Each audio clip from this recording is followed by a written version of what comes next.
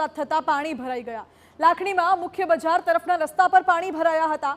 દુકાનોમાં અને દુકાનો આગળ પણ પાણી ભરાતા વેપારીઓ પરેશાન થયા છે। ગેડા ગામમાં વીજળી પડતા એક ભેંસનું મોત થયું છે। આ દ્રશ્યો જુઓ, દુકાનોની બહાર રોડ પર ઘૂંટણસમા પાણી ભરાઈ ગયા। દુકાનોની અંદર પણ પાણી ભરાઈ ગયા છે। લગભગ લાખણીમાં 3 ઇંચ જેટલો વરસાદ પડતા ભારે હાલાકીના દ્રશ્યો સામે આવ્યા છે।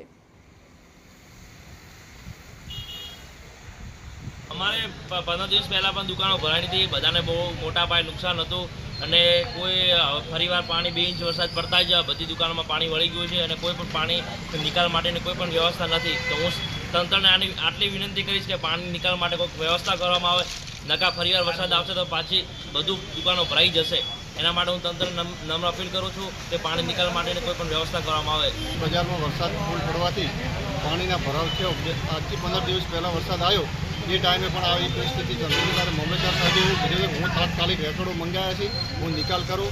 તંત્રએ બધા મને આશ્વાસન ખૂબ આપ્યું હતું કે અમે તમારું પાણીનો કાયમી માટે નિકાલ કરી આપશું। તો તંત્ર હજી સુધી ઊંઘમાં કેમ છે, જાગતું કેમ નથી કે આનો નિકાલ કોઈ કરતું નથી। શોપિંગની અંદર પાણી ભરાઈ જાય છે અને આજે પણ મામલતદાર સાહેબને કોલ કર્યો તો મામલતદાર સાહેબે એવો જ જવાબ આપ્યો કે તમારી દુકાનો ભોયરામ છે, અહીંયા અમે શું કરીએ। ખાસ કરીને વેપારીઓ પરેશાન થાય છે, ગ્રાહકો પરેશાન થાય છે।